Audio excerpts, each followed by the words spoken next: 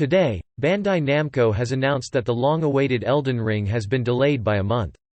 In a tweet put out this afternoon on the official Elden Ring account, it states, Elden Ring will release on February 25, 20220, as the depth and strategic freedom of the game exceeded initial expectations.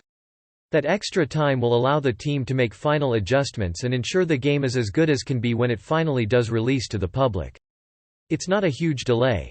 The game was originally scheduled to land in January, and so I'm sure we can all agree an extra month is a fair amount of time to wait. That's So Raven was one of Disney Channel's biggest success stories.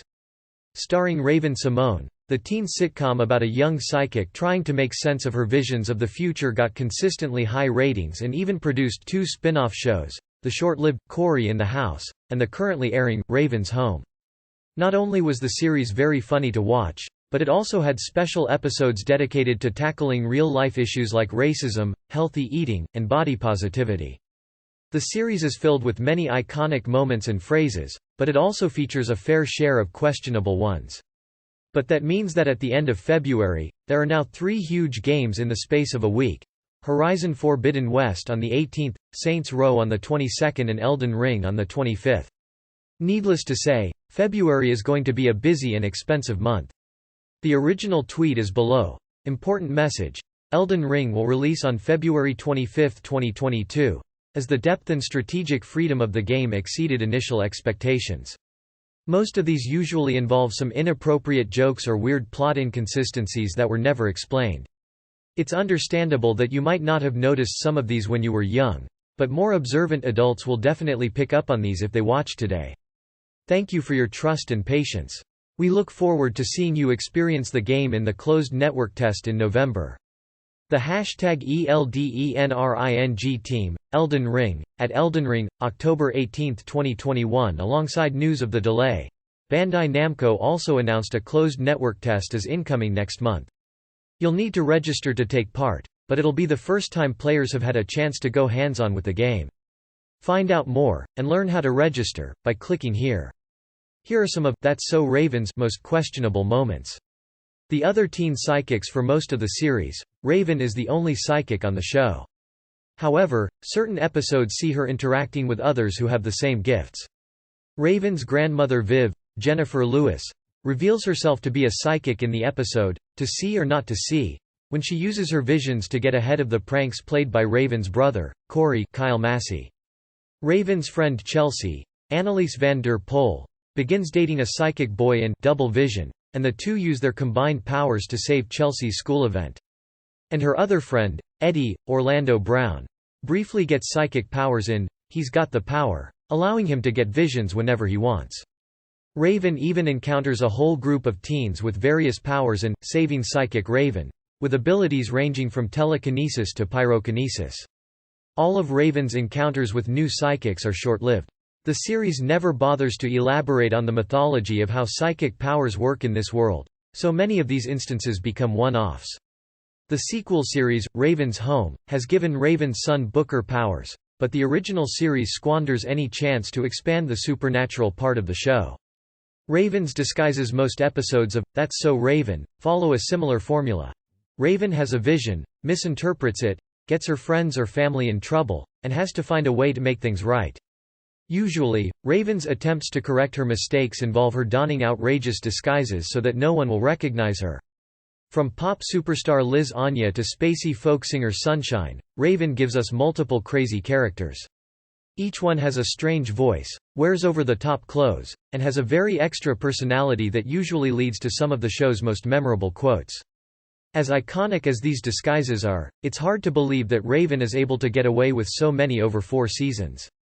It's similar to the debate regarding the illogical premise of Hannah Montana. People who have been around Raven long enough would be able to recognize her face and voice easily. Also, where does Raven get the money to purchase all of these disguises? Several episodes show her struggling with money. Does she spend it all on these costumes? Cory's crush on Chelsea. Early episodes of That's So Raven see Cory crushing hard on Chelsea. He calls her baby every chance he gets and constantly hits on her, much to Chelsea's dismay. There are times when Cory's crush on Chelsea is cute and funny, but much of the time it goes a little too far. In the episode, Driven to Insanity, when Chelsea and Eddie babysit Cory, Cory tortures Eddie into leaving the house in order to spend some alone time with Chelsea. The torture includes stealing Eddie's clothes while he's in the shower and locking him out of the house while throwing eggs at him. There are also times when Cory is a little inappropriate with Chelsea. In the episode, A Dog by Any Other Name, Chelsea mocks Cory for wearing childish pajamas, and he responds by saying he'll wear them if it turns her on. Since Cory is still a small child at the time, it's shocking to hear him talking about turning women on. Luckily, Cory grows out of his obsession as the series progresses. His character later focuses on get-rich-quick schemes, which became his defining character trait for both this show and Cory in the House. Chelsea and Eddie's moves the friendship between Raven, Eddie, and Chelsea is tight for the entire show. However, there are times when the group fractures for silly reasons. One of these instances is in the episode, Out of Control. Eddie and Chelsea are avoiding and keeping secrets from Raven, which causes her to get suspicious. Things get worse when Raven has a vision that appears to show her two friends about to kiss. She follows them to Chelsea's house disguised as a plumber, but is unable to get any info out of them. When she confronts them about it near the end of the episode, Eddie and Chelsea happily talk about doing some of their moves on stage for everyone to see. In reality, Eddie and Chelsea are practicing dance moves as part of a performance for the opening night of a new restaurant. But Raven didn't know that before, and while she never explicitly accuses them, the moves Raven is thinking about are clearly not stuff that children and families should see. At least everything is resolved in the end when Eddie and Chelsea begin their performance. Tanya and Victor's alone time. The restaurant where Eddie and Chelsea perform is called the Chill Grill, owned by Raven's father Victor, Rondell Sheridan. He and his wife Tanya, Takia Crystal Kima, always do their best to raise Raven and Cory right, but they're also adults who like their alone time. Whenever Raven and Cory aren't around, Victor and Tanya look for ways to have some fun. It usually begins with the two on the couch happily exclaiming that the kids aren't home, before slowly approaching each other ready to kiss. Inevitably, whenever this happens, Victor and Tanya get interrupted. Sometimes they even do it to themselves. One instance has Tanya ready to give Victor a big kiss, only for Victor to jump up and get the door because his pizza order arrives. In another instance, during a Halloween episode, both look like they're ready to make out, but instead start gorging on their kids' Halloween candy. It may be a little suggestive to make this joke numerous times, but at least Victor and Tanya still love each other enough to try. How Victor helped. Victor and Tanya are good parents, but that doesn't stop them from being embarrassing sometimes. One of their best moments was in That's So Not Raven, an episode that packs a lot of great jokes in between some important messages about the dangers of body shaming. In the episode's climax, Raven decides to walk the runway wearing a dress she made for herself after the head of a modeling agency told Raven that her figure wasn't right for the stage. As Raven confidently models her work, Victor and Tanya cheer her on. Victor proudly proclaims that his baby made that dress, and Tanya joins in saying, "And I made that baby." Victor then happily responds with, "And I helped." The entire room stops what they're doing to look at Victor in disgust, and he sits back down, embarrassed. "Don't worry, Victor. We all knew what you did to help Raven get made." At least, the adults in the room know. Where Tanya went by the time That's So Raven ends, Victor is the only parental figure on the show. So, what happens to Tanya? Around the beginning of Season 3, Tanya decides to go back to school to become a lawyer. During the rest of the season, her character appears less and less on the show. In fact, Tanya only appears in 17 of that season's 35 episodes. Every other main character appears in every episode of that season. Her final appearance is in the Season 3 episode, Food for Thought. In the beginning of Season 4, Victor explains that Tanya got a scholarship to study law in England, and her character is effectively written out. Her character still gets mentioned both on the main show and the spin-offs, but she's never on screen again. In reality, Kima chose to leave the show partially due to having to take care of her dying grandmother. It's understandable that the actress chose to leave, but the show still should have addressed her exit in a better way. While Tanya isn't the heart of the show, she's still an important character to Raven and the gang, and her absence is definitely felt. The food court episode, as previously stated, Tanya's last episode is Season 3's Food for Thought, another episode with an important message tied to it. this time, it was about eating healthily and enjoying your favorite foods in moderation. A new lunch program at Raven's school brings a food court to her cafeteria, serving unhealthy and fattening foods to the teens. After Raven has a vision that she and the other students will suffer serious health issues if the food court continues, she and Chelsea attempt to educate their classmates on the dangers of too much fast food. As important as the message is, the entire episode just feels weird. As pointed out here, why would a school allow such an unhealthy eating option into their cafeteria? The extra large portions that they serve students are especially bewildering. Raven's hot dog ends up being a yard long, and Eddie's onion rings are the size of his head, not exactly economical. The episode even ends with Raven wearing a jumpsuit filled with air to simulate weight gain. The suit overinflates and pops, causing Raven to fly around the cafeteria like a balloon. It's a very strange ending to an already strange episode. Crashing her boyfriend's father's wedding, Raven has many love interests throughout the series.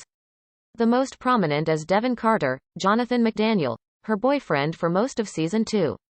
During the episode, There Goes the Bride, Raven learns that Devin is moving away after his father gets remarried. Raven attempts to crash the wedding to convince Devin's father to stay. She ends up impersonating the bride and is forced to walk down the aisle. Since she is wearing a bridal veil, no one knows that the bride is really Raven. Without taking it off, Raven tells Devin's father that she loves his son, causing the whole wedding party to gasp.